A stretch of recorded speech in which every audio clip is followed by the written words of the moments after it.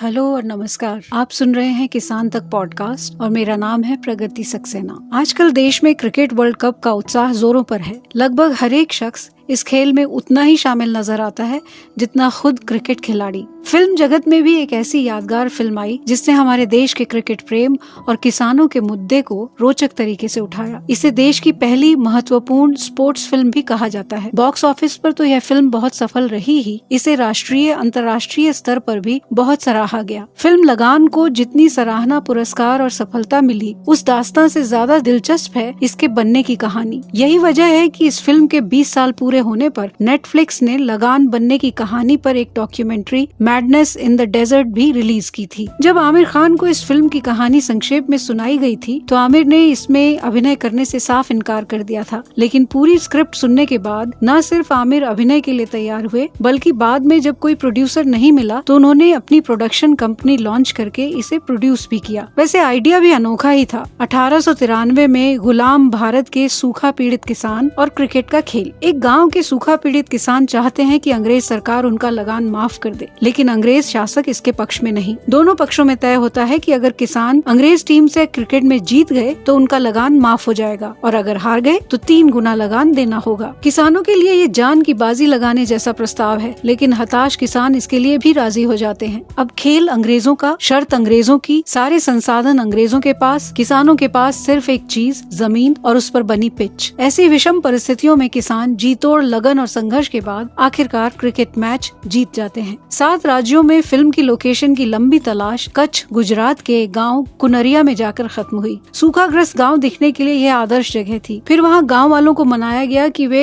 1893 के गांव चंपानेर को बसाने के लिए इजाजत दें और जमीन भी। तो गांव वालों ने इस शर्त पर कुछ जमीन शूटिंग के लिए दे दी कि शूटिंग के बाद फिल्म की क्रू सेट को तोड़ेगी और जमीन जस की तस वापस कर देगी। निर्देशक आशुतोष गोवारिकर और प्रोड्यूसर आमिर खान सहर्ष मान गए। फिर 1893 के चंपानेर का सेट बनना शुरू हुआ। गांव का नाम चंपानेर भी बिहार के चंपारण का प्रतीक था, जहां से महात्मा गांधी ने किसान आंदोलन की शुरुआत की थी। फिर आजादी से पहले के गांव की सारी डिटेल्स पर गंभीरता से काम किया गया। सेट डिजाइनर थे नितिन देसाई और कॉस्ट्यूम तैयार किए ऑस्कर पुरस्कार विजेता भानु अथैया ने। सेट और कॉस्ट्यूम बहुत महत्वपूर्ण थे क्योंकि यह एक पीरियड फिल्म थी। आमिर बार बार इंग्लैंड की कुछ पुरानी दुकानों पर उस वक्त के इंग्लैंड और अंग्रेजों की वेशभूषा की तस्वीरें लेते रहे और वहीं संयोग से उन्हें मिला 19वीं सदी का एक क्रिकेट बैट, जिसके डिजाइन को फिल्म में इस्तेमाल किया गया। 6 महीने तक लगभग 3000 लोगों ने 100 एकड़ जमीन पर काम किया चंपानेर का सेट बनाने के लिए। इसमें सभी स्थानीय कारीगरों की मदद ली गई। फिर अभिनेताओं को ठहराने के लिए इस दूर दराज गाँव के पास कोई होटल भी नहीं था, तो गाँव के पास ही भुज में एक 5 मंजिला सहजानंद निवास को किराए पर लिया गया, जहाँ सभी लोगों को रहना था और सुबह 7 बजे सभी को एक ही वाहन में लोकेशन पर ले जाया जाता था। अगर कोई लेट हो गया तो उसे अपने आने का खुद इंतजाम करना पड़ता। अनुशासन इतना कि एक बार खुद आमिर खान को लेट होने पर वहीं छोड़ दिया गया। फिर कुनरिया की तपती गर्मी में काम करना आसान नहीं था। इंग्लैंड से जो अभिनेता आए थे उन्हें और भी दिक्कत हुई। रेचल शैली